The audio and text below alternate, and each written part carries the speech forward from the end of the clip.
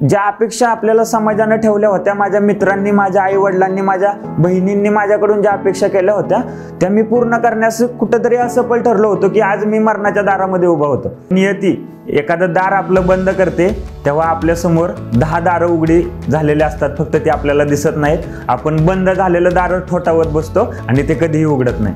असा एक न्यूनगंड असतो की यार मी अधिकारी होईल का, म्हणजे जो माझ्याही मनात होता. परंतु त्या क्षणापासून आपण एक लक्षात ठेवलं पाहिजे की शून्यातून कुठून तरी सुरुवात करावीच लागते. आयुष्यामध्ये संकट येणार आहेत, पण त्याच वेळी तुम्हाला संधी पण येणार आहेत. तुम्ही संकटाला धरून बसला, पण तुम्ही काय केलं पाहिजे की एखादं संकट तुमच्या समोर उभं राहिलं तर त्याच्यावर मात करून दुसऱ्या संकटासाठी तयार राहिलं पाहिजे. चॅलेंजेस घ्यायला शिकलं पाहिजे. ती जेव्हा मी माझ्या आई वडिलांना फोन केला आणि त्या फोन नंतर जे त्यांच्या डोळ्यातनं पाणी आलं किंवा त्यांच्या आवाजामध्ये जो आनंद मला दिसला आणि त्या आनंदाचं म्हणजे खरं माझ्या कष्टाचं चीज झाल्याचं मला त्या दिवशी वाटलं. अभ्यास किती वेळ करावा, मी म्हणेन माझ्या मते तुम्ही अभ्यास किमान 5 तास केला तरी चालेल, पण तो अभ्यास असा असला पाहिजे की त्यामध्ये तुम्ही 100% त्या पुस्तकामध्ये, त्या तुमच्या अभ्यासामध्ये तुमचं ओतताय. 2018चा तो प्रसंग आणि त्यातून जर बाहेर यायचं तर एक आधार देणारं ते चाणक्य मंडल परिवार असं मी म्हणेन.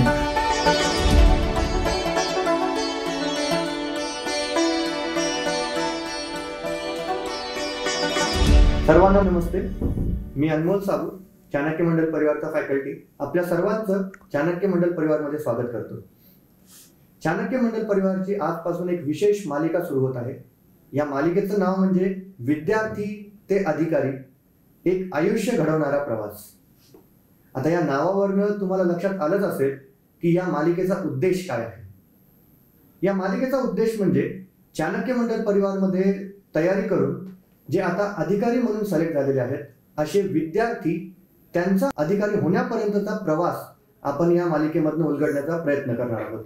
खरं म्हणायला गेलं तर प्रत्येक विद्यार्थ्याचा प्रवास, स्पर्धा परीक्षेतला जो विद्यार्थी आहे त्याचा प्रवास हा खडतर म्हणावा असाच. म्हणूनच त्यांचा प्रवास जाणून घेऊन आपण आपल्या आयुष्यामध्ये कसं पुढे जाऊ शकतो याचाही उलगडा आपल्याला या मालिकेतनं करायचा आहे. या मालिकेचा श्री गणेशा आपण करणार आहोत चाणक्य मंडल परिवारचा विद्यार्थी, कार्यकर्ता, फॅकल्टी आणि आता PSI म्हणून ज्यांचं सिलेक्शन झालेलं आहे असे प्रशांतराज सोपानराव जाधव, त्यांचं मी चाणक्य मंडल परिवारच्या मालिकेमध्ये सहर्ष स्वागत करतो. सर्वप्रथम धन्यवाद आणि सर्वांना नमस्कार. प्रशांतराज यांचं PSI 2020 या परीक्षेमध्ये सिलेक्शन झालेलं आहे. या भागाची सुरुवात मी करू इच्छितो एका अधिकाऱ्याच्या जीवनातला सर्वात महत्वाचा क्षण म्हणजे त्याचा लागलेला रिझल्ट आणि तो दिवस. तर 4 जुलै 2023 रोजी या परीक्षेचा रिझल्ट लागला होता. तर प्रशांत, मला तुला विचारायचं की तुझ्या त्या दिवशीच्या भावना काय होत्या? सर्वप्रथम म्हणजे खरं सांगतो की ही PSI 2020 ची जी परीक्षा आहे त्या परीक्षेमध्ये पाहायला गेलं तर एक 3-3.5 वर्षाचा काळ हा आमचा एकदम एक संयमाची परीक्षा घेणारा काळ होता. आणि दिवसेंदिवस आम्ही परीक्षा ही प्रोसेस एक 4 टप्पे आहेत, ते 4 टप्प्यांची प्रोसेस आम्हाला पूर्ण करायला एक 3.5 वर्ष लागलेले आहेत. म्हणजे पूर्व परीक्षेची जर ॲडव्हर्टाईज बघितली तर ते फेब्रुवारी 2020 मध्ये आली होती आणि त्यानंतर जगावर आलेलं मोठं संकट ते कोरोनाचं आणि त्या कोरोनामुळं लागलेलं लॉकडाऊन आणि त्यामुळं न झालेल्या परीक्षा आणि या गोष्टीमुळं असं झालं की आज पुढं काय करायचं हे सगळ्यांपुढं संभ्रमावस्था होती. आणि त्यामध्ये ह्या परीक्षेचा फॉर्म भरून ठेवलेला होता, तयारी चालू होती, परीक्षा पुढं जात होत्या आणि त्यामध्ये झालेली पूर्व परीक्षा, मुख्य परीक्षा आणि असा ह्या संयमाची परीक्षा शेवटी आमची 4 जुलै रोजी संपली. 4 जुलै रोजी म्हणजे अनपेक्षित होता तो दिवस की कोणतीही कल्पना नव्हती, रिझल्टची कोणतीही वाटही बघत नव्हतो. असंच निवांत बसलो असताना अचानक मला एका मित्राचा फोन आला की अगदी तो लायब्ररीतून अगदी हळू आवाजामध्ये बोलत होता की अरे प्रशांत, रिझल्ट लागला म्हणून. आणि त्यावेळी म्हणजे हृदय जे धडधडायला चालू झालं होतं ते जवळजवळ माझं एक 2 तास माझं हृदय नुसतं वेगानं धडधडत होतं. आणि ती फिलिंग ही सगळी जगातली सगळ्यात भारी फिलिंग होती. आणि त्याच्यापेक्षा चांगली फिलिंग होती ती जेव्हा मी माझ्या आई वडिलांना फोन केला आणि त्या फोन नंतर जे त्यांच्या डोळ्यातनं पाणी आलं किंवा त्यांच्या आवाजामध्ये जो आनंद मला दिसला आणि त्या आनंदाचं म्हणजे खरं माझ्या कष्टाचं चीज झाल्याचं मला त्या दिवशी वाटलं. नाही, खरंच आहे. ही भावना मी पण समजू शकतो, कारण या स्पर्धा परीक्षा क्षेत्रातला मी सुद्धा एक विद्यार्थीच आहे. याचाच पुढे मला एक प्रश्न विचारायचा आहे की रिझल्ट लागण्याच्या आधीचा काळ आणि रिझल्ट लागल्यानंतरचा काळ आयुष्यात काय फरक पडला? खरं माणूस म्हणून व्यक्ती तीच राहते, पण आयुष्य, त्याचा सभोवतालचा परिसर किंवा इतर लोकांकडून मिळणारी वागणूक याच्यामध्ये खूप फरक पडलेला दिसतो आपल्याला. आणि त्यामध्ये महत्त्वाचं की सगळ्यांचा बोलण्यात किंवा आपलेपणा, की जे इतके दिवस कधी मला कॉल करत नव्हते, मेसेज कुठं आहे मी, काय करतोय, पण त्यांना माहीत होतं की हा काहीतरी करत असेल, कुठंतरी असेल. मग त्यांना जेव्हा ही गोष्ट कळली तर जवळजवळ एक 90% लोकांना हा आनंदच झालेला मला दिसतो, की त्या आनंदाने त्यांनी मला फोन मेसेज केला की बास प्रशांत, तू शेवटी आयुष्यात आईवडिलांच्या कष्टाचं चीज केलंस. आणि ती फिलिंग आणि सगळ्यांकडून मिळणाऱ्या शुभेच्छा आणि एक प्रकारचा तो आपण मिळवलेल्या यशाची लोकांकडून जी कदर होते ते पाहून खरंच छान वाटतं. मी आपल्या श्रोत्यांना सांगू इच्छितो की आता प्रशांत याचं ट्रेनिंग सुद्धा सुरू होणार आहे. 24 नोव्हेंबर पासून ते PSIचं ट्रेनिंग घ्यायला नाशिक येथे जाणार आहे. मला आता प्रशांतला विचारायचं आहे की तुझं बालपण कुठे गेलं, ते कसं होतं, त्यानंतर शालेय शिक्षण आणि तुझं फॅमिली बॅकग्राऊंड. माझं गाव हे सातारा जिल्ह्यातील फलटण तालुका आणि त्यातील उपळवे हे माझं गाव आहे, की जे एक डोंगराच्या कडेला असलेलं एक फलटणच्या दक्षिण भागातलं माझं गाव आहे.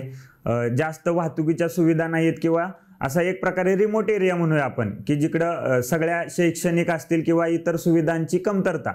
अगदी लहानपणापासूनचं माझं 5वी पर्यंत शिक्षण हे गावाच्या प्राथमिक शाळेमध्ये झालेलं. आणि त्यावेळी माझ्या वडिलांच्या संपर्कामध्ये आलेल्या एका व्यक्तीनं असं सांगितलं की सातारा जिल्ह्यामध्ये एक हॉस्टेल आहे, बोर्डिंग स्कूल आहे, की जिथं ग्रामीण भागातील होतकरू विद्यार्थ्यांसाठी शिक्षणाची सुविधा उपलब्ध करून दिली जाते, तिथं त्यांना राहता येतं. तर अशा बोर्डिंगमध्ये मला पाठवण्याचा वडिलांनी निर्णय घेतला. अगदी 5वी म्हटलं तर माझं वय हे अगदी थोडंफार कळायला लागलं होतं आणि त्या वयामध्ये मला आईवडिलांपासून, माझ्या बहिणींपासून दूर जावं लागणार होतं. खरं तर त्या वयात समज कमी असते, पण आईवडिलांचं थोडंसं कठोर बनणं पण मला ते उपयोगी पडलेलं आज दिसतंय. मला 5वी पूर्ण झाल्यानंतर 6वीसाठी मला सातारा येथे डॉक्टर कर्मवीर भाऊराव पाटील यांनी सुरू केलेल्या रयत शिक्षण संस्थेमार्फत चालवलं जाणारं छत्रपती शाहू बोर्डिंग हाऊस शाखा नंबर 1 धनिनीची बाग येथे मला प्रवेश घेतला आणि तिथं मला शिक्षणासाठी पाठवलं. तर त्या ठिकाणी म्हणजे फायदा हा झाला की ते शाहू बोर्डिंग म्हणजे स्वावलंबी शिक्षणाचा धडा देणारं एक बोर्डिंग स्कूल, की जिथं आम्ही सगळे विद्यार्थी अगदी 1ली पासून ते 7वी पर्यंतचे विद्यार्थी राहत होतो. 100, 150, 200 मुलं एकत्र राहणार, सगळ्यांची कामं सगळे स्वतः करणार. अगदी सकाळी उठल्यापासून स्वतःचा बिछाना आवरणं ते रात्री झोपेपर्यंत बिछाना अंथरणं, ह्या गोष्टी आम्ही करायचो. त्यामध्ये स्वतःची ताटं धुणं, स्वतःचं जेवण वाढणं, मुलांना जेवण करण्यासाठी मावशींना मदत करणं, स्वतःची कपडे स्वतः धुणं, स्वतःचे दप्तर आवरणं, सगळ्या गोष्टी. आणि या गोष्टीमध्ये मला लहानपणापासून एक स्वावलंबनाचे धडे मिळाले आणि मला त्याचा फायदा हा झाला की जगामध्ये मला कुठलंही आव्हान मला द्या की ते मी पेलू शकतो, हे मला लहानपणापासूनच मिळालं. आणि याच्यामध्ये माझ्या वडिलांचा म्हणेन मी खूप मोठा वाटा आहे, की त्यांनी किंवा आईनं त्यावेळेस हृदयावर थोडा दगड ठेवला. आईची माया असते त्याच्यावर थोडं पांघरून घातलं आणि मला हृदय कठोर करून तिकडं पाठवलं. आणि ते पाठवल्यामुळं खरं मी बाहेरचं जीवन जगायला शिकलो. मला जग कळायला लागलं लहानपणापासून आणि मला भविष्यात काहीतरी केलं पाहिजे चांगलं, याची जाणीव तेव्हाच मला निर्माण झाली. आणि त्यानंतर हे 7वी, त्यानंतर 8वी, 9वी, 10वी सातारा येथील महाराजा सयाजीराव विद्यालयात शिकलो मी. त्यावेळी पण मी बोर्डिंग स्कूलमध्ये राहत होतो. 11वी 12वीचं शिक्षण मी Yashwantrao Chavan Institute of Science येथे दोन्ही विषय घेऊन म्हणजे बायो आणि मॅथ्स हे दोन्ही विषय घेऊन पूर्ण केलं 12वी. आणि त्यावेळी मग माझ्याकडे 2 पर्याय होते, इंजिनिअरिंगला किंवा मेडिकलला जाऊ शकत होतो. परंतु थोडा अभ्यास कमी पडल्यामुळं मला मेडिकलच्या CETला मार्क कमी आले. त्यामुळं चांगली फी भरून कुठल्या मेडिकल कॉलेजला प्रवेश घेणं शक्य नव्हतं. त्यामुळं मी इंजिनिअरिंगचा पर्याय निवडला.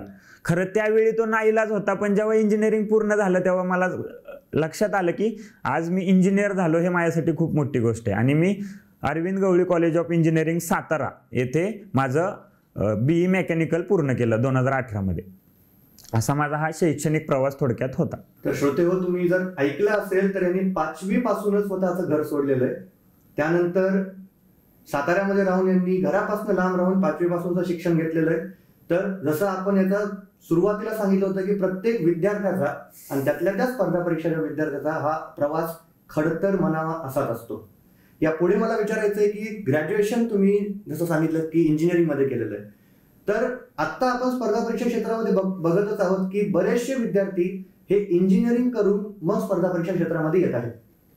तर मलाही तुम्हाला हाच प्रश्न विचारायचा आहे की तुमचं मोटिवेशन की कधी ठरवलं की मला आता स्पर्धा परीक्षा क्षेत्रामध्ये जायचं.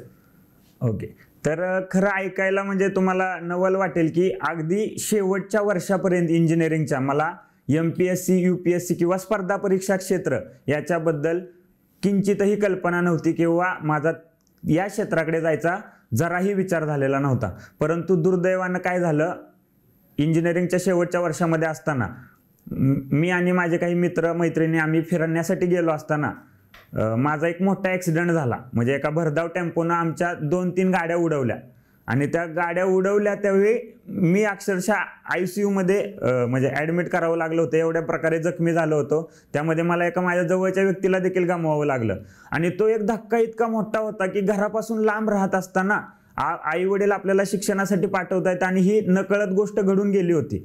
आणि ज्या अपेक्षा आपल्याला समाजानं ठेवल्या होत्या, माझ्या मित्रांनी, माझ्या आई वडिलांनी, माझ्या बहिणींनी माझ्याकडून ज्या अपेक्षा केल्या होत्या त्या मी पूर्ण करण्यास कुठंतरी असफल ठरलो होतो की आज मी मरणाच्या दारामध्ये उभा होतो.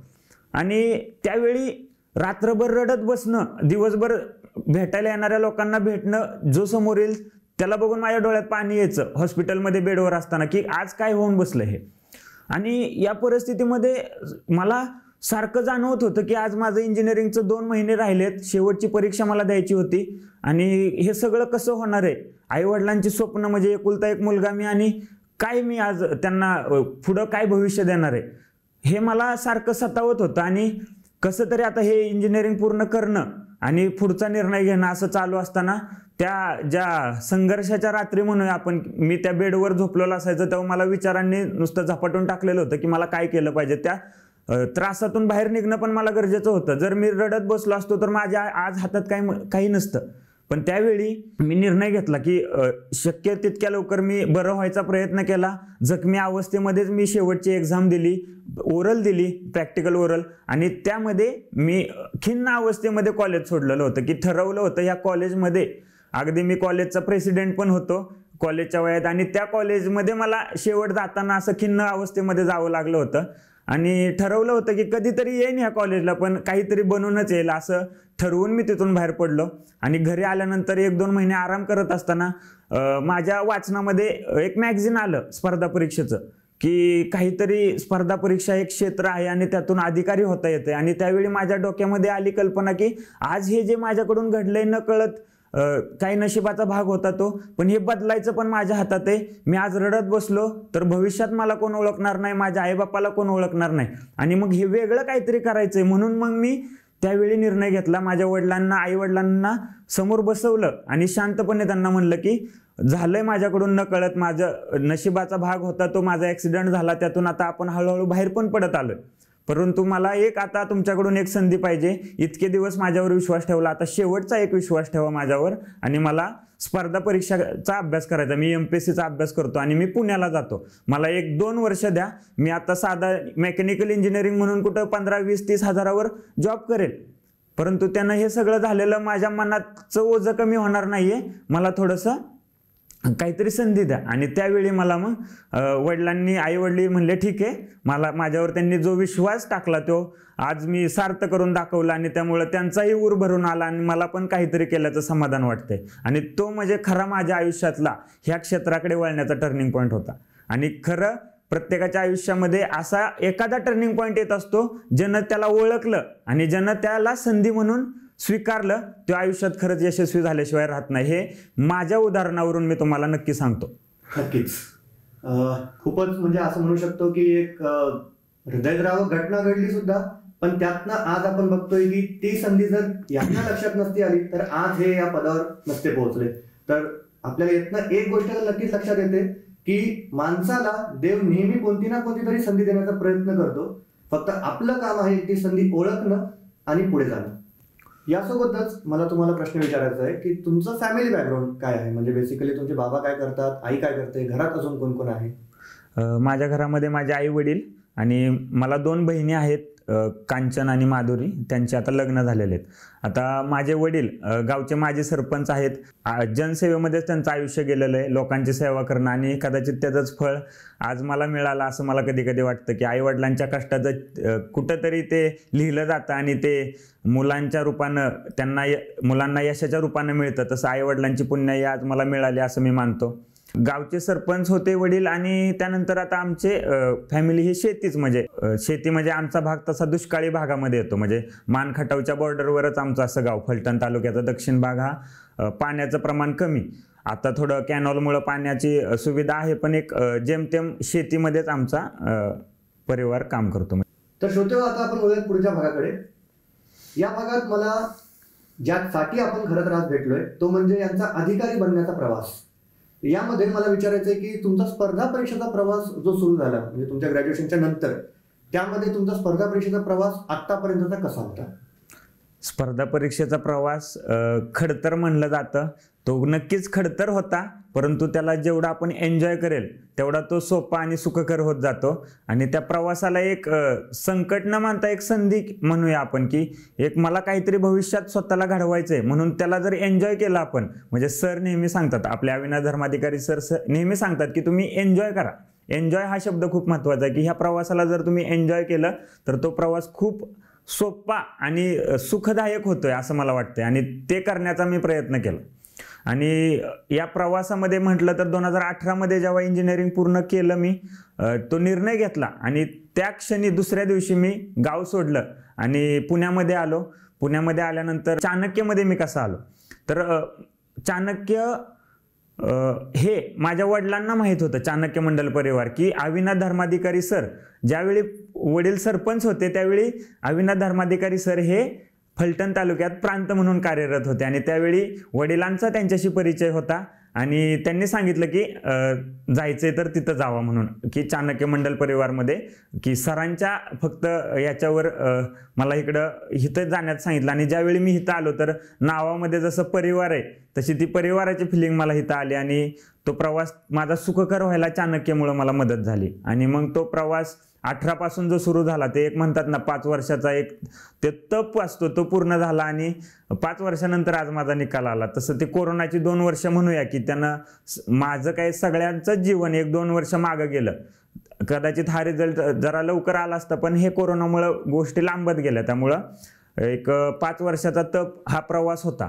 मग सुरुवातीला असं वाटलं की मी चुकीच्या ठिकाणी आलो, की माझं इंजिनिअरिंग झालं होतं आणि ह्या क्षेत्राची शून्य मला कल्पना किंवा अभ्यास, आणि त्यात करायचं काय, की आता सुरुवात कुठून करायची काय. आणि मग ह्याचं मार्गदर्शन घेण्यासाठी मी खरं चाणक्य मंडळ जॉईन केलं होतं आणि त्यावेळी मला त्याचं योग्य मार्गदर्शन मिळत गेलं आणि त्या दृष्टीनं मी स्वतःच्या अभ्यासावर भर देत गेलो आणि हा प्रवास माझा लवकरात लवकर कसा मी संपवेन याकडं माझं लक्ष राहिलं.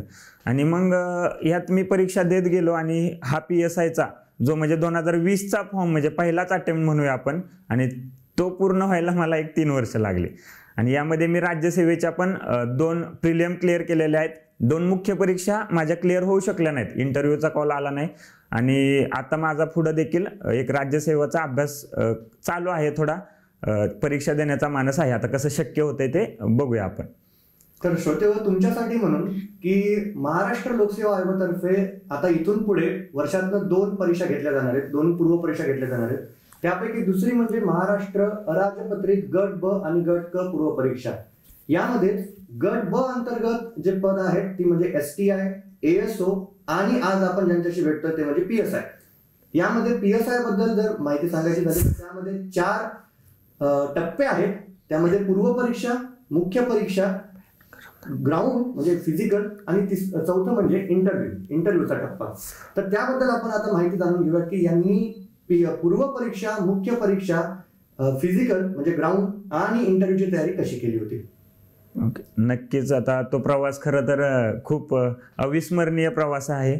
आता पूर्व परीक्षेची जाहिरात ही मी मगाशी सांगितलं की फेब्रुवारी 2020 मध्ये आली आणि त्याचे फॉर्म भरल्यानंतर लॉकडाऊन लागल्यामुळं तिची पूर्व परीक्षा व्हायलाच 1-1.5 वर्ष उजाडलं. 1 सप्टेंबर 2021 मध्ये त्याची पूर्व परीक्षा झाली. अभ्यास चालूच होता. त्या लॉकडाऊनमध्ये सगळ्या परिस्थितीमुळं टेन्शन येत होतं की कधी होणार आपली परीक्षा, कधी आपण रिझल्ट देणार, की अशा प्रकारचे टेन्शन येत होतं. अशा परिस्थितीमध्ये पूर्वपरीक्षा दिली, पूर्वपरीक्षा पास झालो. पूर्वपरीक्षेनंतर पुढचा टप्पा होता तो मुख्य परीक्षेचा, आणि ती मुख्य परीक्षा यायला पुढचं 1 वर्ष लागलं. म्हणजे जवळजवळ सप्टेंबर 2021 मध्ये त्याची मुख्य परीक्षा झाली. म्हणजे पुन्हा 1 वर्षाचा पिरियड, त्यामध्ये परीक्षा 1-2 वेळा, म्हणजे ते एका प्रश्नावर केस पडल्यामुळे परीक्षा लांबत गेली. आणि या गोष्टीमध्ये नुसतं संयमच ठेवणं गरजेचं होतं आणि आपल्या अभ्यासावर आपल्याला लक्ष केंद्रित करणं गरजेचं होतं. आणि ती मुख्य परीक्षा झालेली, त्याचा रिझल्ट नोव्हेंबरमध्ये आला, नोव्हेंबर 2022 मध्ये. त्यामध्येही माझं चांगल्या मार्कांनी मुख्य परीक्षा मी उत्तीर्ण झालो होतो. आणि आता माझ्या पुढे 2 टप्पे राहिले होते, तो म्हणजे ग्राउंड म्हणजे फिजिकल टेस्ट आणि इंटरव्ह्यू. आणि या टप्प्यांनाही मला चांगल्या प्रकारे माझा परफॉर्मन्स देणं गरजेचं होतं. जर हिथं मी कमी पडलो असतो तर मी जे मागं केलंय ते काहीच त्याचा उपयोग झाला नसता आणि मी ह्या लिस्टमधून बाहेर पडू शकलो असतो. आणि मग यावेळी काय होतं की सुरुवातीला आयोगानं असं सांगितलं होतं की ग्राउंड हे क्वालिफाईंग असणार आहे, परंतु नंतर आयोगाने एक नोटिफिकेशन जाहीर केलं आणि त्यामध्ये सांगितलं की हे जे क्वालिफाईंग ग्राउंड आहे ते 2020च्या ऍडसाठी नसून 20 नंतर ज्या परीक्षा होणार आहेत त्या ऍडसाठी आहे. आणि मग हृदयामध्ये एक खड्डा पडला की आपण तर फिजिकलची जास्त तयारी केलेली नाहीये का, तर 60 मार्काला क्वालिफाईंग सहज होईल अशी अपेक्षा होती किंवा सगळ्यांची असली की अरे ग्राउंड काही मी सहज क्लिअर करेन. पण हा गैरसमज माझाही होता आणि ज्या दिवशी मी ग्राउंडवर पाऊल ठेवलं त्या दिवशी तो गैरसमज म्हणजे तो जो फुगा होता तो फुटला आणि मला जाणवलं की मला आता कसून तयारी करणं गरजेचे आहे. आणि समोर 1 ते 1.5 महिन्याचा पिरियड होता की ग्राउंडची तारीख आणि माझ्या हातात असलेला वेळ. मग ह्या 1.5 महिन्यामध्ये जर मला मार्क पाडायचे, म्हणजे मार्क किती पाडायचे तर 100च पाडायचे, कारण मार्क पकडणार आहेत म्हणल्यावर जेवढे जास्त पाडेल तेवढा माझं सक्सेस किंवा माझा रिझल्ट येणं तेवढी शाश्वती होणार होती. आणि मग काय करायचं तर त्यावेळी मग मी सुरुवात केली. सुरुवातीला थोडं ग्राउंड रनिंग चालू केली. आता PSIच्या ग्राउंडमध्ये तुम्हाला पण सांगतो की 4 गोष्टी आहेत. रनिंग आहे 800 मीटर, ते 2.5 मिनिटामध्ये आपल्याला पूर्ण करावं लागतं आणि जसा टाइम आपला वाढत जाईल तसे मार्क कमी होत जातात. म्हणजे 2.5 मिनिटामध्ये जर तुम्ही पूर्ण केलं 800 मीटर तर तुम्हाला 50 मार्क मिळतात. जर त्याच्या खाली 2 मिनिट 40 सेकंदामध्ये आला तर तुमचे 6 मार्क कमी होतात. असे टप्प्याटप्प्यानं मार्क कमी होत जातात. आणि त्यामध्ये 90च्या खाली जर मी आलो असतो तर लिस्टच्या बाहेर जायचा धोका होता आणि मग हे होऊन द्यायचं नव्हतं. त्यासाठी मला आता माझ्या हातात 1-1.5 महिना होता आणि दुसरं काय होतं तर माझ्याच पायात ताकद मला आणायची होती, माझ्याच मनगटात मला बळ आणायचं होतं आणि मलाच मार्क मिळवायचे होते. आणि त्यावेळी मी फक्त ग्राउंड एके ग्राउंड हा माझ्या डोक्यात होता की त्यावेळी मला 100% माझं कुठं द्यायचं होतं तर माझ्या ग्राउंडच्या परीक्षेसाठी. आणि तो मी दिला आणि ती तयारी कसून केली. म्हणजे अगदी पहिल्या जे आपण टेस्ट देतो त्या टेस्टला मला अगदी 50 पण मार्क पडले नव्हते. ते ज्यावेळी फायनल मी नाशिक येथे माझं ग्राउंड झालं त्या दिवशी मला 91 मार्क आले. आणि तो म्हणजे सगळं मित्रांना पण तो एक सुखद धक्का होता की अरे तू केलंस, तू भावा करून दाखवलं, असं मित्रांच्या तोंडावर उद्गार होते की खरंच यार तू केलंस म्हणून. आणि त्यावेळी अजून माझी पोस्ट मिळणं हे अजून कन्फर्म झालं. आणि मग शेवटचा टप्पा होता तो इंटरव्ह्यूचा. अगदी इंटरव्ह्यूचा टप्पा हा PSI साठी आहे फक्त कंबाईनमध्ये, बाकीच्या ह्याला इंटरव्ह्यू घेतला जात नाही कंबाईनच्या एक्झाममध्ये. PSI मध्ये इंटरव्ह्यू घेण्याचा उद्देश हा की आता तुम्ही एक पोलीस अधिकारी होणार आहात, एक पहिला अधिकारी, लोकांच्या संपर्कामध्ये असणारा पहिला अधिकारी म्हणजे PSI. आणि त्याची तुम्ही हजरजबाबीपणा, वक्तशीरपणा, त्याच्या बोलण्यातील नेटकेपणा ह्या गोष्टी तिथं तपासल्या जातात. तुमचा अभ्यास हा मुख्य परीक्षेमध्ये चेक झालेला आहे. आता तिथं जाताना तुम्हाला थोडं तुमच्या बोलण्यामध्ये किंवा तुमच्या उत्तरामध्ये हा हजरजबाबीपणा दिसला पाहिजे. आणि त्यासाठी हा खरा इंटरव्ह्यू 40 मार्क्ससाठी घेतला जातो. त्याचीही तयारी चांगली केली आणि त्यामध्ये साधारणतः मला 26 मार्क आले 40 पैकी, आणि जे खूप चांगले म्हणजे एक ॲव्हरेज मार्क म्हणूया. आणि शेवटी 4 जुलै रोजी माझा निकाल आला आणि त्यामध्ये माझी 188 क्रमांकाने माझी निवड झाली. सध्या विद्यार्थ्यांना जो एक सर्वात मोठा प्रश्न असतो म्हणजे जे आता नवीन विद्यार्थी कंबाईनची तयारी करत असतील त्यांच्यासाठी म्हणून सर्वात महत्त्वाचा प्रश्न असतो की पुस्तकं कोणती वापरायची. तर तुम्ही अशा नवीन विद्यार्थ्यांना काय सजेस्ट कराल की तुमची बुक लिस्ट काय असेल? नक्कीच. तर सर्वात महत्त्वाचं म्हणजे पुस्तकं कोणती वापरायची. तर पुस्तकं वापरताना मार्केटमध्ये आज बऱ्याच प्रमाणात पुस्तकं आपल्याला पाहायला मिळतात. प्रत्येक विषयाची 5 ते 6 पुस्तकं. मी म्हणेन कोणतंही एक पुस्तक वापरा, परंतु त्यामध्ये सगळ्या गोष्टी कव्हर होतात त्यांना सारखं रिवाइज करा. तुम्ही एका विषयाची 10 पुस्तकं वाचण्यापेक्षा एक पुस्तक 10 वेळा वाचलेलं कधीही चांगलं. म्हणजे तुम्ही जेवढ्या वेळा जास्त वेळा रिव्हिजन कराल तेवढं तुम्हाला उत्तरं बरोबर येण्याचं प्रमाण वाढणार आहे. आणि असं होणार नाहीये की तुम्ही एखादं पुस्तक वाचताय आणि 100% त्यातूनच प्रश्न येत आहेत. कधी आयोगानं सांगून ठेवलेलं नाही की हे पुस्तक वाचा आणि आमची परीक्षा द्या. त्यामुळं आपल्याला तो सिलेबस आयोगाने दिलेला असणार आहे. तो सिलेबस कव्हर होणारं कोणतंही पुस्तक तुम्ही वापरू शकता. आता लिस्ट मी तुम्हाला नंतर वाटलं तर मी सगळ्यांना सांगेन, परंतु पुस्तक वाचत असताना तुम्ही सिलेबसचा एखादा पॉईंट जर वाचला, तो एखाद्या पुस्तकातून तुम्ही कव्हर केला, तर त्याच्यावर तुम्ही आयोगानं यापूर्वी विचारलेले प्रश्न, ज्यालाच आपण PYQs म्हणतो, प्रिव्हियस इयर क्वेश्चन्स, बघणं अत्यंत गरजेचं आहे. तुम्ही जर PYQ बघत नसाल तर तुम्ही पास होण्याची अपेक्षा करणं चुकीचं आहे असं मला वाटतं. PYQच्या अनुषंगानं तुम्ही अभ्यास करत गेला तर लवकरात लवकर तुम्ही यश मिळवू शकता या क्षेत्रामध्ये. आयोग 2 गोष्टींना आपल्याला संपर्क करतं, ते म्हणजे सिलेबस आणि PYQs, आणि त्यांची जर योग्य सांगड तुम्ही अभ्यासामध्ये घातली तर तुम्हाला नक्कीच अभ्यास करणं सोपं जाईल. विद्यार्थ्यांच्या दृष्टिकोनातून दुसरा महत्त्वाचा प्रश्न असतो. खरं तर हा प्रश्न त्यांच्या दृष्टिकोनातून महत्त्वाचा आहेच, पण याचं उत्तर मला तुमच्याकडनं हवंय की अभ्यास किती तास करायचा. कारण स्पर्धा परीक्षा क्षेत्रामध्ये विद्यार्थ्यांना असं सांगितलं जातं की जर तू 10 तास 12 तास 14 तास अभ्यास करत नसशील तर तू या क्षेत्रात येऊच नकोस. पण हे कितपत खरं आहे? खरं हे व्यक्ती पर्सन टू पर्सन चेंज होत जातं. पण मी म्हणेन की 10-15 तास अभ्यास केलाच पाहिजे असं कोणतंही एखादं असा नियम नाहीये. पहिली गोष्ट, अभ्यास किती वेळ करावा. मी म्हणेन माझ्या मते तुम्ही अभ्यास किमान 5 तास केला तरी चालेल, पण तो अभ्यास असा असला पाहिजे की त्यामध्ये तुम्ही 100% त्या पुस्तकामध्ये, त्या तुमच्या अभ्यासामध्ये तुमचं ओतताय.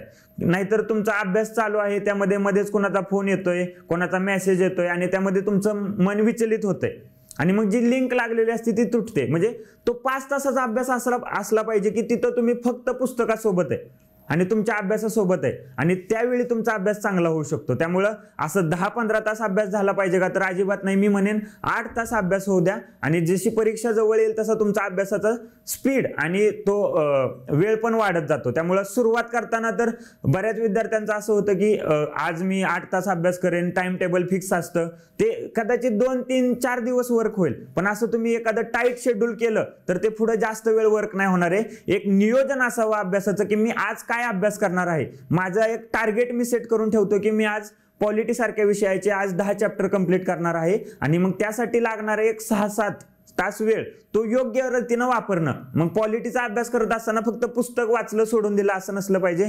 त्यामध्ये काही विसरणाऱ्या गोष्टी आहेत, त्यांच्या नोट्स काढणं, त्या नोट्स काढत असताना त्या पुन्हा वाचायच्यात अशा पद्धतीने त्या लिहून काढणं, काही गोष्टी अंडरलाईन करत राहणं पुस्तकामध्ये आणि त्या घटकाला वाचून झाल्यानंतर त्या घटकावरील प्रिव्हियस इयर क्वेश्चन सोडवणं. हे प्रत्येक म्हणजे जसं प्रत्येकाची स्ट्रॅटेजी असेल त्यानुसार हे एक आयडियल तुमचा वे असला पाहिजे अभ्यासाचा.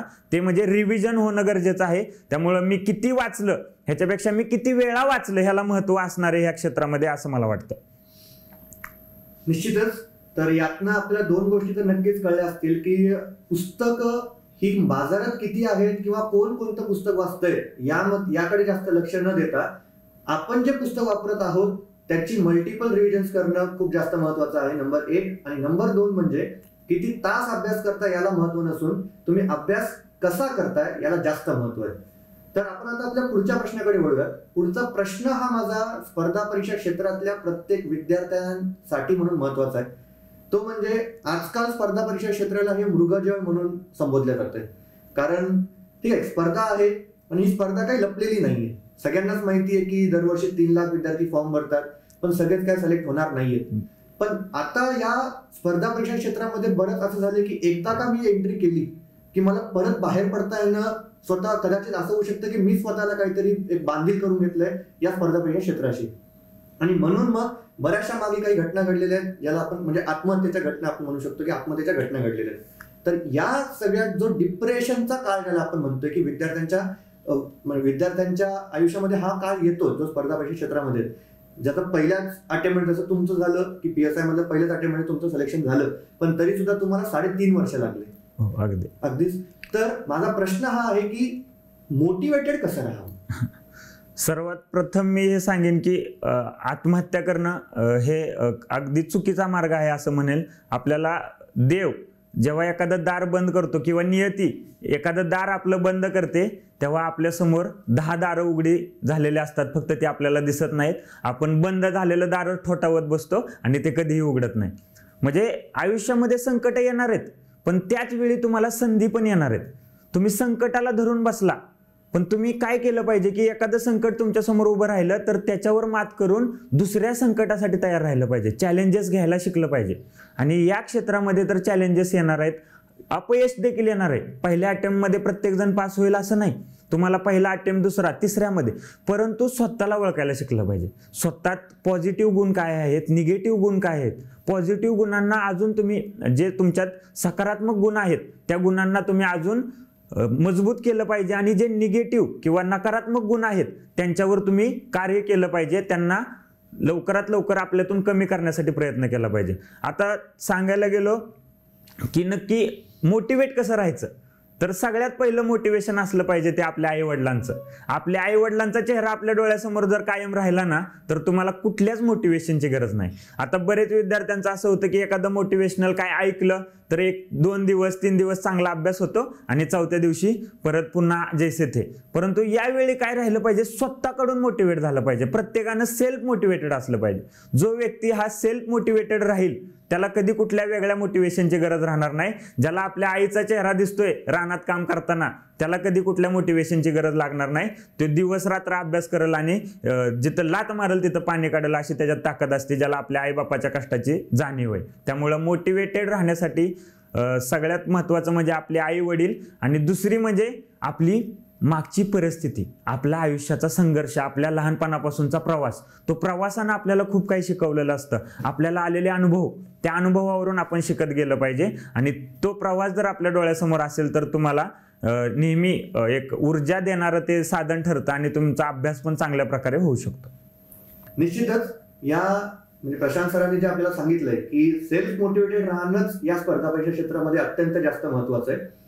याच्याशीच निगडीत मला दुसरा एक प्रश्न विचारायचा आहे की आपणही चाणक्य मंडल परिवारमध्ये नेहमीच सांगतो की स्पर्धा परीक्षा क्षेत्रामध्ये येणाऱ्या विद्यार्थ्याने त्याचा प्लॅन बी एक रेडी ठेवणं अत्यंत जास्त महत्वाचं असतं. तर यावर तुमचं मत काय? खरं नक्कीच, म्हणजे प्लॅन बी तर असावा, परंतु प्लॅन बी कडं जाण्यापूर्वी स्वतःला इथं प्रत्येकाने चेक केलं पाहिजे की मी हे करू शकतो की नाही. आणि जर तुम्ही हे करू शकत असाल तर माझं म्हणणं असेल की तुमचा प्लॅन बी हा असेल की प्लॅन एला सक्सेस देणं. हा तुमचा प्लॅन बी असला पाहिजे की जो की माझा होता. माझा प्लॅन बी हा नेहमी हाच होता की मला प्लॅन एलाच सक्सेस करायचं आहे. त्यामुळं 1-2-3 वर्षाचा पिरियड आपण धरूया की मी अभ्यास करतोय, माझी डेप्थ कितपर्यंत आहे, किंवा मला जे मी परीक्षा देतोय त्यामध्ये मी कुठल्या मार्कपर्यंत पोहोचतोय हे प्रत्येकाला समजत असतं. की माझे जे अभ्यास करतोय पद्धती आहे, सुरुवातीला तुमची अभ्यास पद्धती चुकू शकते, त्यावेळी तुम्ही ती पद्धती थोडी दुरुस्त करा, त्यामध्ये सुधारणा करा आणि त्यानुसार अभ्यासाला सुरुवात करा. नाहीतर असं होतं की मी 3-4 वेळा अटेम्प्ट देतोय पण माझं काही पूर्व पण क्लिअर होत नाहीये. तर त्यावेळी आपण तेच न करत बसण्यापेक्षा स्वतःला थोडं बदललं पाहिजे. काही चुकतंय ते पहिलं बघितलं पाहिजे, पेपर उघडून बघितला पाहिजे की माझं ह्या पेपरमध्ये नक्की चुकतंय काय, का माझा 2-3 मार्कानं रिझल्ट राहतोय प्रत्येक वेळी. तर जे मी करत आलोय तेच जर पुढे करत राहतोय तर तिथंच मार्क राहणार आहेत. थोडंसं काहीतरी तुमचा अप्रोच बदलला पाहिजे अभ्यास करताना. थोडं जे सिनियर आहेत किंवा त्यांचं मार्गदर्शन थोडं घेतलं पाहिजे की काय नक्की माझं चुकतंय.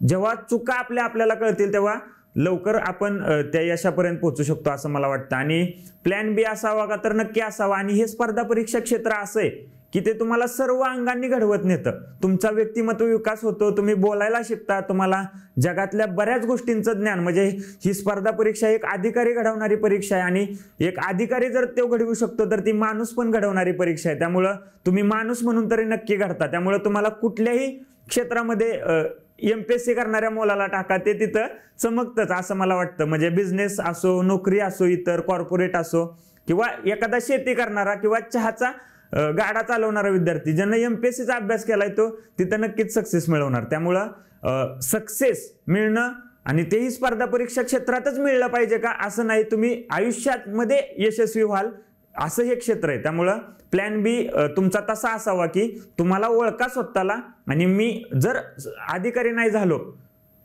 नशिबानं जर माझा रिझल्टच आला नाही, तर मी काय करावं, तर त्यात तुम्हाला आवडणाऱ्या गोष्टीचा तुमचा प्लॅन बी असला पाहिजे. आणि जो तुम्हाला चांगलं काय म्हणूया आपण फायनान्शियल, त्यानंतर सोशल स्टेटस देईल असा तुमचा प्लॅन बी असला पाहिजे. चाणक्य मंडल परिवार, या तुम्ही ऑलरेडी सांगितलं की तुम्ही या परिवारात कसा आलात, परिवार आल्यापासून पुढचा प्रवास कसा होता? खरंच आज मी ट्रेनिंगला जातोय, म्हणजे पुढच्या 15 दिवसात मी ट्रेनिंगला जाईल आणि 1 वर्ष किमान तरी मी चाणक्यमध्ये येऊ शकणार नाही. असं खूप काही दिलं मला चाणक्यनं. म्हणजे एक 2018चा तो प्रसंग आणि त्यातून जर बाहेर यायचं तर एक आधार देणारं ते चाणक्य मंडल परिवार असं मी म्हणेन. आणि ती परिवारात नावासारखीच मला परिवाराचा इथून अनुभव आला की सुरुवातीला मी विद्यार्थी म्हणून इथं प्रवेश घेतला, परंतु आपण इथं कधी क्लास नाही म्हणत, आपण त्याला परिवार म्हणतो. आणि त्याची फिलिंग काय आहे ती मला इथं आली की मला एक शिस्त की जी गरजेची होती त्यावेळी, की मला एका साच्यामध्ये तो अभ्यास दिसला पाहिजे, ते मार्गदर्शन मिळालं पाहिजे आणि तो गायडन्स जो इथं मला मिळाला आणि त्यातून मला लवकर ही परीक्षा पद्धती समजायला एक आधार मिळाला की आणि त्यातून मग सेल्फ स्टडी करायला मला खूप सोपं झालं. आणि मग तो प्रवास होता की सुरुवातीला मी विद्यार्थी म्हणून 1 वर्ष इथं सगळं शिकलो आणि त्याच वेळी पुढं काय तर मग झालं का तुमचं 1 वर्षाचा पिरियड संपला की तुम्ही गेला, असं नाहीये. इथं तुम्ही विद्यार्थ्याचं कार्यकर्ता पण इथं तुम्ही होऊ शकता. आणि हे माझ्या जेव्हा लक्षात आलं तेव्हा मी इथं कार्यकर्ता म्हणून ठरवलं की मी इथंच राहणार, चाणक्यमध्येच राहणार कायम. जोपर्यंत मी अधिकारी होत नाही तोपर्यंत मी चाणक्यला म्हणजे आणि झाल्यानंतर पण मी असेनच असं नाही, परंतु अधिकारी होई नाही अधिकारी होत नाही तोपर्यंत मी चाणक्यची वास्तू काही सोडणार नाही असं ठरवलं होतं. आणि त्यावेळी जे माझे सिनियर, आता सिनियर अभिजित दादा आहेत, रोहिणी ताई आहेत, स्वप्नील दादा, सिद्धार्थ दादा, केतन दादा, मयूर दादा, तर या सगळ्यांनी मग त्यावेळी मला जे हुशार आहे पोरग माझ्यातले स्किल्स ओळखले आणि मला वेगवेगळ्या संधी द्यायला सुरुवात केली. मग त्यामध्ये मॅगझिनमध्ये लिहिणं असेल, चाणक्य मंडल परिवाराचं एक मॅगझिन आहे त्यामध्ये मी लिहायला लागलो, विद्यार्थ्यांसाठी नोट्स पुरवायला लागलो, क्वेश्चन टेस्ट सिरीज साठी क्वेश्चन तयार करायला लागलो. असा माझा तो 2-3 वर्षाचा सुरुवातीचा प्रवास. आणि त्यानंतर मागील वर्षापासून मी जेव्हा मी राज्यसेवेची मुख्य परीक्षा वगैरे दिली तेव्हापासून मी थोडं टीचिंग पण करायला लागलो. मग तेही मला बोलण्याची आवड, स्वतःला माहीत असलेल्या गोष्टी विद्यार्थ्यांना चांगल्या पद्धतीने सांगण्याची, एक सोप्या पद्धतीने सांगण्याची आवड, या गोष्टीमुळे मी शिकवण्यामध्येही मला आवडू लागला. आणि त्यातून मग आर्थिक मदत असेल, इतर मानसिक आधार असेल, तो चाणक्यनं मला नेहमी दिला. आणि आज मी इथं आहे त्याचं एक आईवडिलांचं श्रेय तर आहेच, माझं कष्ट तर आहेत, पण त्यातही सगळ्यात मोठा वाटा असेल तो म्हणजे अविनाश धर्माधिकारी सरांचा, की नेहमी जेव्हा असं दडपण येईल की बाबा सरांना जाऊन भेटणं की सर आज माझा इंटरव्ह्यू आहे, आज माझं हे आहे, की मला थोडंसं त्यांना नुसतं बघितलं तरी एक आधार येऊन जातो की बस सर आपल्या पाठीशी आहेत. आणि इंटरव्ह्यूच्या आदल्या दिवशी पण मी सरांना भेटून गेलो होतो, फक्त 5 मिनिटं भेटलो, सरांच्या पाया पडलो, सरांचा आशीर्वाद घेतला आणि माझा इंटरव्ह्यू पण सुखकर झाला होता. तर अशा प्रकारे इथून जो मला मोरल सपोर्ट मिळाला, फायनान्शियल सपोर्ट मिळाला आणि त्यामुळं आज ह्या यशापर्यंत मी लवकर पोहोचू शकलो. आणि जो संयमाचा काळ होता किंवा संघर्षाचा काळ, त्यामध्ये मला संयम राखता आला की माझी मनस्थिती नीट ठेवता आली, ती फक्त चाणक्य मंडल परिवारामुळे. तर मित्र, आता आपण या मुलाखतीच्या शेवटच्या टप्प्याकडे वळत आहोत. यामध्ये मला पहिला प्रश्न हा विचारायचा आहे की तू आता विद्यार्थीचा अधिकारी तर झालायस, पण ज्याला आपण चाणक्य मंडल परिवारमध्ये कार्यकर्ता अधिकारी म्हणून संबोधतो, म्हणजे ज्याचं म्हणजे धर्माधिकारी सर ज्याचं असं वर्णन करतात की स्वच्छ आणि कार्यक्षम अधिकारी, ज्यामध्ये फक्त स्वच्छ असून सुद्धा चालणार नाही आणि फक्त कार्यक्षम असून सुद्धाही चालणार नाही. तर याच्याशीच निगडीत मला तुला प्रश्न विचारायचा की इथून पुढे आता अधिकारी म्हणून तू ट्रेनिंगचं पण तुझं सुरू होणार आहे, तुझ्या स्वतःकडनं काय एक्सपेक्टेशन्स आहेत ॲज अ अधिकारी म्हणून? नक्कीच मी ह्या इथल्या 5 वर्षाच्या प्रवासामध्ये एक कार्यकर्ता तर बनलेलो आहे, पण इथून पुढचा माझा एक अधिकाऱ्याचा प्रवास सुरू होणार आहे. आणि यामध्ये मी नेहमी स्वतःशी प्रामाणिक राहण्याचा प्रयत्न करेल आणि लोकांच्या कल्याणासाठी, लोकांच्या सेवेसाठी जेवढं मला तत्पर राहता येईल तेवढं मी तत्परतेनं काम करेल. आणि लोकांवर अन्याय न होऊन देता त्यांच्यासाठी जे काही करता येईल आणि जे माझ्या प्रशासनाच्या चौकटीमध्ये राहून मला करता येईल तेवढं मी नक्कीच करेल. कधी कुठं अन्याय होताना दिसेल तर तिथं मी शांतही राहणार नाही आणि माझ्या या पदाचा कधी गैरवापरही करणार नाही. हे तरी मला नक्कीच सरांकडून शिकायला मिळालेलं आहे आणि त्याचा कायम मी प्रशासनामध्ये आणि मुख्यतः पोलीस प्रशासनामध्ये त्याचा उपयोग करेन. महाराष्ट्र लोकसेवा आयोगाच्या आता इथून पुढे फक्त 2च पूर्वपरीक्षा होणार आहेत, ज्यामध्ये गट अ आणि गट ब म्हणजे नागरी सेवा आणि नंतर त्यामध्ये कंबाईन ज्याला आपण म्हणतो. तर आता म्हणजे बेसिकली पॅटर्न पण चेंज झालेला आहे राज्यसेवा परीक्षेचा, अजून कंबाईन परीक्षेचा पॅटर्न तोच आहे. पण तरी सुद्धा पूर्व परीक्षा आता वर्षातून 2च होणार आहेत. तर जे आता नवीन विद्यार्थी जे आता स्पर्धा परीक्षा क्षेत्रात उतरू पाहत आहेत MPSCच्या क्षेत्रात, त्यांना तुझा काय सल्ला असेल? नक्कीच सर्वांना माझ्या पहिल्यांदा या क्षेत्रात शुभेच्छा असतील आणि सर्वांना ऑल द बेस्ट असेल. आणि महत्त्वाचा सल्ला आहे की सुरुवातीला जेव्हा आपण ह्या क्षेत्रामध्ये येतो तेव्हा आपल्या मनात एक न्यूनगंड असतो की मी होईल का नाही, माझं होईल का नाही, असा एक न्यूनगंड असतो की यार मी अधिकारी होईल का, म्हणजे जो माझ्याही मनात होता. परंतु त्या क्षणापासून आपण एक लक्षात ठेवलं पाहिजे की शून्यातून कुठून तरी सुरुवात करावीच लागते. त्या शून्यातून सुरुवात केल्यानंतर हळूहळू आपल्याला ह्या क्षेत्राचा अंदाज येणार आहे. आणि प्रत्येकानं शून्यातून सुरुवात केलेली असते. आज जे आपण सगळे यशस्वी माणसं बघतो त्यांचा शून्य कुठंतरी असतोय, त्या शून्यापासून त्यांनी सुरुवात केलेली असते आणि आपलाही तो शून्य आहे असं समजून आपल्याला सुरुवात करावी लागते. मग पहिलं काय करायचं की नकारात्मक लोकांपासून बाजूला राहायचं.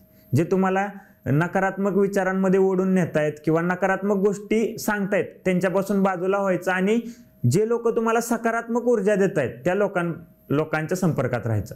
आणि मग सकारात्मकता देणाऱ्या गोष्टी म्हणजे पहिलं म्हणजे पुस्तक आहे. आपलं पुस्तक, आपला अभ्यास आणि आपले आई वडील, मग ह्यांच्या संपर्कात राहणं किंवा यांच्याशी नेहमी प्रामाणिक राहणं गरजेचं आहे. दुसरी गोष्ट म्हणजे नेहमी प्रत्येकानं स्वतःशी प्रामाणिक राहिलं पाहिजे. मी आज किती अभ्यास केला हे दुसऱ्याला सांगताना आपण मी आज 10 तास अभ्यास केला, पण मनाला पण तेच वाटलं पाहिजे की मी आज 10 तास अभ्यास केला. नाहीतर आपण सांगताना सांगतो 10 तास, पण मनात आपल्या सलत असतं की यार आज मी अभ्यासच केला नाही. तुमच्या मनाला प्रामाणिक राहा, तुमच्या स्वतःला प्रामाणिकपणे जाणवू द्या की झोपताना तुम्हाला शांत झोप लागेल कधी, जेव्हा तुम्ही छान अभ्यास कराल दिवसभर.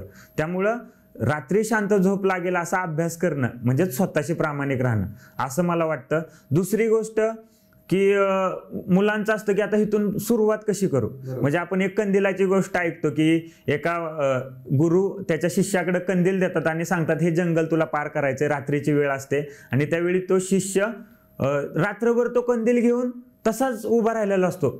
सकाळी गुरुजी येतात आणि ते म्हणतात अरे तू इथं उभा का, तर तो म्हणतो कंदिलाचा प्रकाश तर माझ्या एक पावलापुरताच पडतोय आणि मी हे जंगल कसं पार पडू.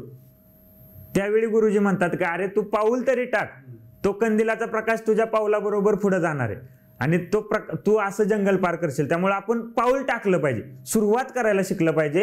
आणि ज्यावेळी आपण आत्मविश्वासाने ह्या गोष्टीला सुरुवात करू, स्वतःच्या नजरेत स्वतःला अधिकारी म्हणून बघू, त्यावेळी हा प्रवास लवकर तुमचा पूर्ण होणार आहे. तुम्हीच जर स्वतःला अधिकारी नाही म्हणलं किंवा स्वतःला अधिकारी म्हणून बघितलं नाही तर मग दुसरे कसे बघणार. तुम्ही स्वतःला आधी एक अधिकारी म्हणून त्या खुर्चीत बसलेलं किंवा त्या अधिकारी पदावर असलेलं स्वतःच्या नजरेत, म्हणजे मी म्हणत नाही की रात्रीची स्वप्न बघा, उलट दिवसा स्वप्न बघा अधिकारी होण्याचं. कारण दिवसा बघितलेली स्वप्न ही सत्यात उतरत असतात, रात्रीची स्वप्न कधी सत्यात उतरत नाहीत. त्यामुळं स्वतःला न्यूनगंडापासून दूर ठेवणं, स्वतःच्या मनामध्ये कुठलाही कॉम्प्लेक्स न ठेवता की हो मी अधिकारी होणारच हे स्वतःला नेहमी सांगत राहणं, चांगल्या सकारात्मक लोकांच्या संपर्कात राहणं, त्यांच्याकडून मार्गदर्शन घेणं, आपल्या आईवडिलांच्या कष्टाची जाणीव ठेवणं आणि स्वतःशी प्रामाणिक राहून अभ्यासामध्ये सातत्य राखणं, ह्या गोष्टीवर भर दिला तर हा प्रवास तुमचा जास्त न लांबता लवकरात लवकर तुम्ही अधिकारी होऊ शकता. धन्यवाद प्रशांत. निश्चितच तुझा हा जो विद्यार्थी ते अधिकारी हा जो आयुष्य घडवणारा प्रवास होता, त्यामुळे सर्वच आपल्या विद्यार्थ्यांना एक प्रेरणा मिळेल याची मला अपेक्षा आहे आणि याची मला खात्री सुद्धा आहे. शेवटचं तुला जर काही बोलायचं असेल. नक्कीच धन्यवाद अनमोल आणि चाणक्य मंडल परिवार. तुम्ही मला इथं बोलण्याची संधी दिली आणि माझ्या आजपर्यंतच्या प्रवासामध्ये मला म्हणजे ज्यांनी मला मदत केली आणि ज्यांनी मला कधी वाईट बोलले असतील त्यातूनही मी प्रेरणा घेत गेलो. म्हणजे मी सगळ्यांचाच आभारी आहे. त्यामध्ये माझे आई वडील, माझे बहिणी, माझं कुटुंब, माझं गाव, माझं सगळे मित्र, माझे सर्व गुरुजन आणि सर्वात शेवट म्हणजे चाणक्य मंडल परिवार. आणि मला या सगळ्या चढ उतारामध्ये साथ दिलेले सगळे मित्रमैत्रिणी असतील आणि सगळेच मार्गदर्शक, या सर्वांचा मी पुन्हा एकदा आभार मानतो. आणि इथं मला बोलण्याची संधी दिल्याबद्दल चाणक्य मंडल परिवारचा आभार मानतो आणि थांबतो. धन्यवाद. तर मित्रो, पुन्हा भेटूयात असाच एक विद्यार्थी ते अधिकारी आयुष्य घडवणारा प्रवास ऐकण्यासाठी. धन्यवाद.